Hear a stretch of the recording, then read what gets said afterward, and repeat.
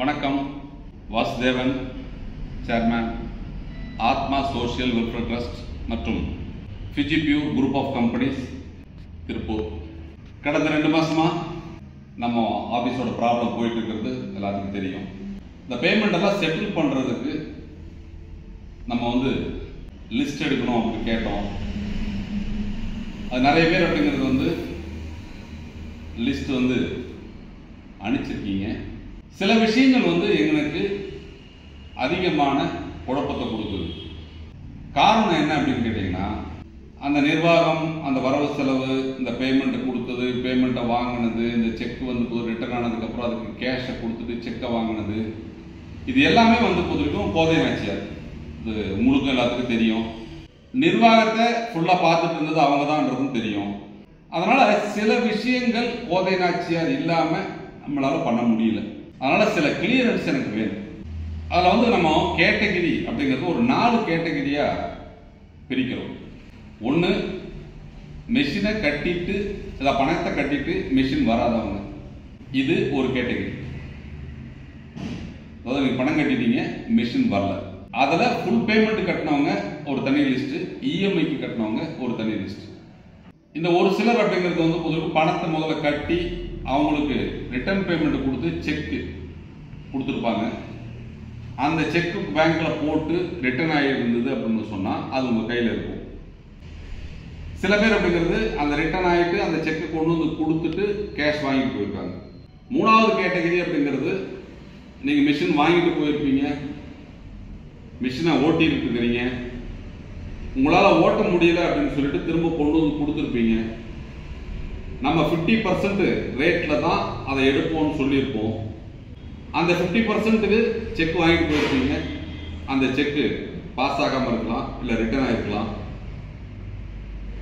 இப்போ பொறுத்தவரை நீங்கள் ஃபுல் பேமெண்ட் தரணும் அப்படிங்கிற மாதிரி நீங்கள் லிஸ்ட் கொடுத்துருக்கீங்க. இன்னும் ஒரு சிலர் ஒரு 2-3 வருஷத்துக்கு முன்னாடி மிஷினை வாங்கி ஓட்டிட்டு வித்துட்டு அந்த 50% பணத்தையும் வாங்கிட்டு போயிட்டாங்க. இப்போ திரும்பவும் அப்படிங்கிறது பார்த்தீங்கன்னு வச்சுக்கோங்க, அந்த மீதி 50% இந்த சூழ்நிலையை பயன்படுத்தி வாங்கணும் அப்படிங்கிறதுக்காக பேரை கொடுத்துருக்காங்க. இப்படி 4 விதமா இருக்காங்க. அப்போ உண்மையான கஸ்டமர்ஸ், உண்மையா பேமெண்ட் வர்றவங்க அப்படிங்கிறத நம்ம அனலைஸ் பண்ணி அவங்களுடைய டீட்டெயில்ஸ் எல்லாம் எடுத்து அதுக்கப்புறம் தான் அவங்களுக்கு கொடுக்க முடியும். இன்னும் ஒரு சிலர் பார்த்தீங்க அப்படின்னு சொன்னால், மிஷின் அவங்ககிட்ட இருக்குது, ரா மெட்டீரியல் அவங்ககிட்ட இருக்குது. இப்போ இந்த சூழ்நிலை பார்த்த உடனே அப்படிங்கிறது பொறுத்தவரைக்கும் நீங்கள் பணத்தை கொடுத்துட்டு எங்கள் மிஷினை ரிட்டர்ன் எடுத்துக்கங்க அப்படின்றதுக்காக அவங்களும் எனக்கு பணம் வரணும் அப்படின்ற லெவலுக்கு எழுதி கொடுத்துருக்காங்க. இது எல்லாம் அப்படிங்கிறது ஏதோ கம்பெனி இதோட எடுத்து சாத்திடுவேன் அப்படிங்கிறதுக்காக எல்லாரும் செஞ்சாங்களான்னு தெரியல. சூழ்நிலைகள் சூழ்ச்சிகளால் மாற்றப்பட்டிருக்கிறது, அவ்வளவுதான். கோதை நாச்சியார் அப்படிங்கிற ஒரு தவறான ஒரு நபரை நிர்வாகத்துக்குள்ள எடுத்ததால சில நெருக்கடிகளை எனது நிறுவனம் இப்ப சந்திச்சிருக்கு, அவ்வளவுதான். அதுக்காக நிறுவனத்தை நம்ம இழுத்து சாத்திடுவோம், அதோட பிசினஸையும் விட்டுட்டு ஓடிடுவோம் அப்படிங்கிற எண்ணம் எனக்கு இல்லை. அதனால இந்த தொழில் செய்யணும், இந்த மிஷின்லாம் வச்சுட்டு இருக்கிறவங்க தொழில் தொடர்ந்து செய்வதற்கு உண்டான வாய்ப்புகளை நம்ம உருவாக்கி கொடுத்து, முன்னாடி நடந்த தவறுகள் எல்லாம் களையப்பட்டு எப்படி தெளிவாக தொழிலை பண்ணலாம் அப்படிங்கிற விஷயங்களை நம்ம செஞ்சு பண்ணலாம் அப்படிங்கிற ஐடியாவில் தான் இருக்கேன். அதனால நீங்க பார்த்தீங்கன்னு வச்சுக்கோங்களேன், எனக்கு டீடைல்ஸ் கரெக்டாக இருக்கணும். ஒரிஜினல் ரிசிப்ட், நீங்க இயந்திரத்தை வாங்கி இருந்தா அதுக்கு முன்னாடி பில்லு, இது எல்லாமே இருக்கணும். நிறைய பேர் எனக்கு பில்லு வரல, நான் பணத்தை கொடுத்தேன், எனக்கு நான் கோதை நாச்சியார் மிஷினை கொடுத்தாங்க, பில்லு கொடுக்கல அப்படிங்கிற அவங்க சொல்லுவாங்க. நம்ம கம்பெனியில இருந்து பில்லு இல்லாமல் மிஷின் வந்திருக்குது அப்படின்னு சொன்னால் அது கோதை நாச்சியார் மோசடியாக நடத்தின டிரான்சாக்ஷன். அந்த பணம் கம்பெனி வரவுல வைக்காம அன்அபிஷியலா அவங்க அந்த பணத்தை யூஸ் பண்ணிட்டு உங்களுக்கு பில்லு இல்லாமல் மிஷினை அனுப்பிச்சிருக்காங்க அப்படிங்கிறது தான் அதில் இருக்கக்கூடிய உண்மை. அந்த மாதிரி இருக்கக்கூடிய டிரான்சாக்ஷன் எங்களால் எடுத்துக்க முடியாது. ஏன்னா ஒரிஜினல் பில்ஸ் எனக்கு வேணும். அடுத்தது அப்படிங்கிறது பார்த்தீங்கன்னு வச்சுக்கோங்க, நிறைய பேர் அப்படிங்கிறது சார் நாங்கள் செக் கொடுத்துட்டோன்னு பேமெண்ட் வாங்கலை அப்படின்னு சொல்கிறாங்க. எங்களுக்கு அப்படிங்கிறது ரிட்டர்ன் ஆன செக்கு பேமெண்ட் கொடுத்துட்டதா கோதை நாச்சியார் கணக்கு எழுதி அவங்க அக்கௌண்ட்ஸில் கொடுத்துட்டாங்க. இப்போ அவங்க வந்து இல்லை எனக்கு செக்கை வாங்கிட்டாங்க, எனக்கு பேமெண்ட் வரல அப்படின்னு சொல்லிட்டு சொன்னால் அந்த செக்கோடைய டீட்டெயில்ஸை கோதை நாச்சியார்கிட்ட நீங்கள் பேசி அவங்ககிட்ட தான் நீங்கள் கிளியர் பண்ணிக்க முடியும்.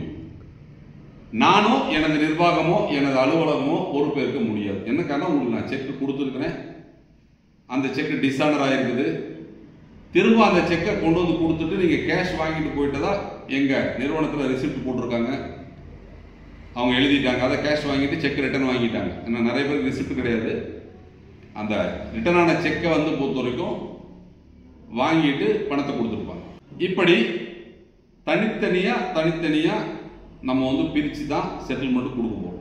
அதனால் நிறைய பேர் ஒரு இந்த சூழ்நிலையை பயன்படுத்தி ஏமாத்திடலாம், ரெண்டாவது தடவை பேமெண்ட் வாங்கலாம், இல்லை அவர் வந்து பொறுத்த வரைக்கும் 50% தான் கொடுத்துருக்காரு, மீதி 50% தரல அப்படின்னு பொய் சொல்லி நம்ம திரும்ப வந்து கிளைம் பண்ணிக்கலாம் அப்படின்ற மாதிரிலாம் நீங்கள் கொடுத்தீங்கன்னா அது வேஸ்ட்.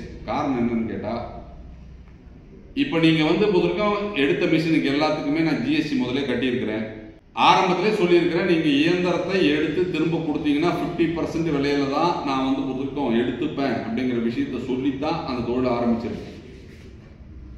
அதனால் இப்போ வந்து ஒரு சதி வலையால், அந்த சதிகாரியால் நம்ம நிறுவனம் வீழ்த்தப்பட்டிருக்குது அப்படிங்கிற ஒரு சூழ்நிலையில பாதிக்கப்பட்டவர்களுக்கு நிவாரணம் கொடுக்கணும், பாதிக்கப்பட்டவர்களுக்கு பணம் போகணும், நமது நிறுவனத்தை நம்பி தொழிலை ஆரம்பித்தவர்கள் தொழில் செய்யணும் அப்படிங்கிறது தான் எங்களுடைய நோக்கம்.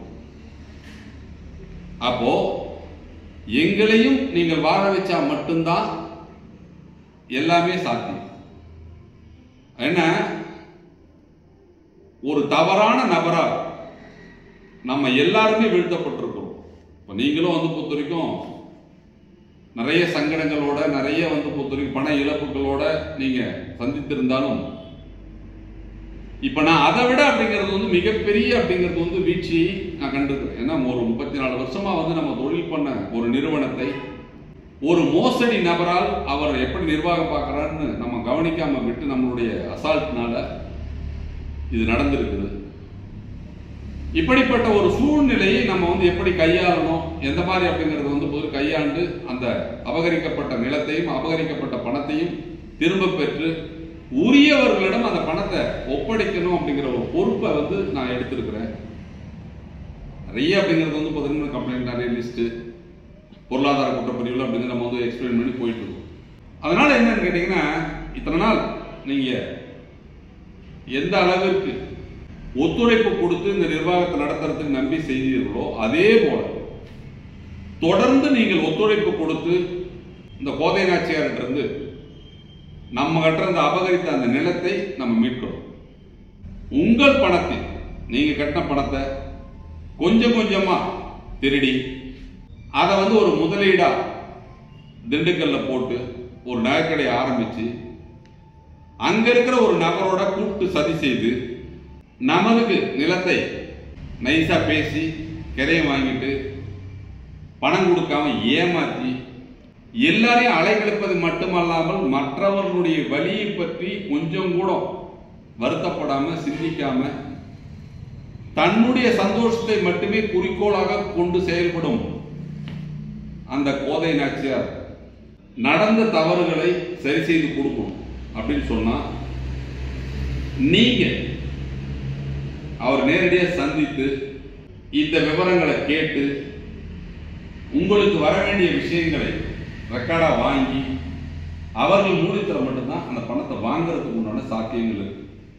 நேற்று கூட பொருளாதார குற்றப்பிரிவுகள் அப்படிங்கிறது நான் சொன்ன விஷயங்கள், சார் எங்கள் நிறுவனத்தை நம்பி பணம் கட்டினவங்களுக்கு பணம் போகணும், அவங்களுக்கு பணத்தை நான் கொடுக்கணும், ஆனால் இங்க இருக்கிறவங்க யாரையுமே எனக்கு தெளிவா தெரியாது, என்ன டிரான்சாக்ஷன் நடக்குதுன்னு எனக்கு தெரியாது, கோதை நாச்சியார் வந்து கணக்கு வழக்குகளை கொடுத்தால் மட்டும்தான் என்னால் வந்து பொதுவாக எது கரெக்டுன்னு கண்டுபிடிக்க முடியும். ஆனால் அந்த கோதை நாச்சியார் பயங்கரமான குழப்பத்தை பண்ணி தலை இருக்கிற இடத்துல வால், வால் இருக்க வேண்டிய இடத்துல காலு, கால் இருக்க வேண்டிய இடத்துல வால் அப்படிங்கிற கண்டிஷனை வச்சு நிர்வாகத்தை ஒரு குழப்பமான ஒரு சூழ்நிலை கொண்டு போய் விட்டுட்டு இப்ப எல்லாத்தையும் அக்கௌண்ட்ஸை எடுத்து ஓரளவுக்கு முடிச்சிட்டோம். ஆனாலும் இந்த சூழ்நிலையை பயன்படுத்தி அவர்களுடைய ஆளுங்க இருப்பாங்க இல்லையா, அவங்களே வந்து புதுக்கும் ஒரு 10-50 பேரை நீங்க கேளுங்க.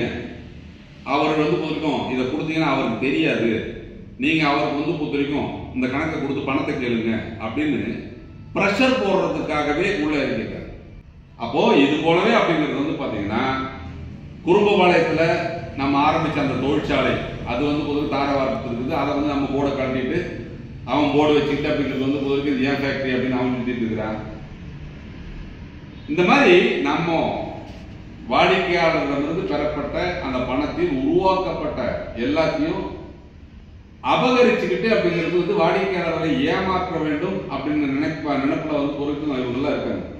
நான் சொல்லக்கூடிய விஷயம், உங்களுக்குரிய பணம் உங்களுக்கு வரணும், உங்களுடைய பணம் முறையா கிடைக்கணும் அப்படின்னு சொன்னா முறையான ஆவணங்களை நீங்கள் சமர்ப்பித்தால் மட்டும்தான் என்னால கரெக்டா எடுக்க முடியும். தப்பா நினைச்சுக்காதீங்க. ஒரிஜினல் டாக்குமெண்ட் இல்லாம நம்ம வெரிஃபை பண்ண முடியாது. ஏன்னு கேட்டா இப்ப லிஸ்ட்ல நிறைய பேர் முதல்ல பணத்தெல்லாம் வாங்கிட்டு போயிட்டு திரும்ப எனக்கு பணம் வரணும், எனக்கு பணம் வரல அப்படிங்கிற அளவுக்குலாம் நேம் கொடுத்துருக்காங்க, கம்ப்ளைண்ட் கொடுத்துருக்காங்க. இது எல்லாமே அப்படிங்கிறது போதை நாச்சியாரால் புனைக்கப்பட்டது. அதனால உண்மை நபர்களுக்கு உரிய தொகை சேரும். இந்த பொய்யா தகவலை கொடுத்து ரெக்கார்டை கிரியேட் பண்ணி ஏதாச்சும் கன்ஃபியூஸ் பண்ண நினைக்கிறவங்களுக்கு கன்ஃபார்ம் பண்ணலாம் கிடைக்காது. அதனால வீண் முயற்சி தான் செய்யாதீங்க. ஒரு நிறுவனம் பொறுத்த வரைக்கும் ஒரு துரோகத்தால் ஒரு சதியால் வீழ்த்தப்பட்டிருக்கிறது அப்படின்னு சொன்னா எரியிற வீட்டில் புடுங்கின வரைக்கும் லாபம் அப்படிங்கிறதுக்காக இந்த சூழ்நிலையில அப்படிங்கிறத பயன்படுத்தி நம்மளும் பொறுத்த வரைக்கும் இருக்கக்கூடிய அந்த பழைய ரெக்கார்டு ஜெராக்ஸை வச்சு கிளைம் பண்ணலாம் அப்படிங்கிற மாதிரிலாம் நினைக்காதீங்க. என்ன காரணம் அப்படின்னு கேட்டா, உங்ககிட்ட பணம் வாங்கணும், அதுக்கு பில் பண்ணியிருக்கிறோம், டாக்ஸ் கட்டியிருக்கிறோம், பொருள் உங்ககிட்ட இருக்குது, ஆனா திரும்ப எனக்கு முழு தொகையும் வரணும் அப்படின்னு சொல்லிட்டு வாய் பூசாம நீங்க சொல்றதும் வாய் பூசாம கம்ப்ளைண்ட் கொடுக்கறதும் கரெக்ட் இல்லை. அதனால உண்மை நிலையை தெளிவா சொல்லுங்க. அப்பதான் எங்களால கிளியர் பண்ண முடியும்.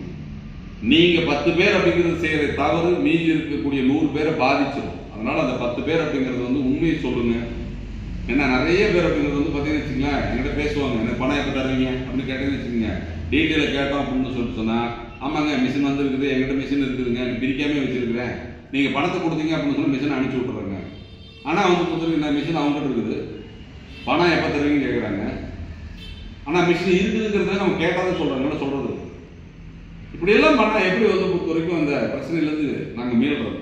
அதனால போதை நாச்சியாரை நம்பி சில விஷயங்கள் நம்ம நடத்தணும். அதில் நிறைய பிரச்சனைகள் இருக்குது. அதை கிளியர் பண்றதுக்கு போதை நாச்சியார் தான் ஆகணும். அதனால போதை நாச்சியாரை விசாரணைக்கும் வர வைப்போம். அவங்க வரப்போ அப்படின்னு நமக்கு தேவையான டாக்குமெண்ட் எல்லாம் கிளியரா வேணுங்கிறதுக்காக உங்ககிட்ட கேட்கறேன். அதனால ஆபீஸ்ல ஃபோன் பண்ணுவாங்க. ஃபோன் பண்றதுக்கு உங்ககிட்ட இருக்கிற டீட்டெயில்ஸை தெளிவா கொடுங்க, அனுப்புங்க. தவறான தகவல்களை கொடுத்து பணம் வாங்கலாம்னு முயற்சி பண்ணாதீங்க. அதுக்குண்டான வாய்ப்புகள் இல்லை. எப்படி இருந்தாலும் அப்படிங்கிறது புதுக்கும் வெரிஃபிகேஷன் பண்றப்போ நீங்க மாட்டிடுங்க. அதனால உண்மையான தகவல்களை மட்டும் சொல்லி உண்மையான தகவல்களை மட்டும் கொடுத்து உங்க பணத்தை திரும்ப பெற முயற்சி பண்ணுங்க.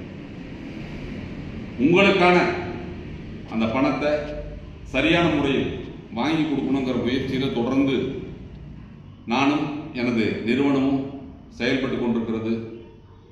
உங்கள் நண்பர்களுடைய ஒத்துழைப்போடு, வாடிக்கையாளர் ஒத்துழைப்போடு ஒரு பாசிட்டிவான நகர்வுல தான் நம்ம போயிட்டு இருக்கிறோம். நிச்சயமா இழந்ததை மீட்போம். உங்களுடைய பணம் விரைவில் சேரும். பயப்பட வேணாம்.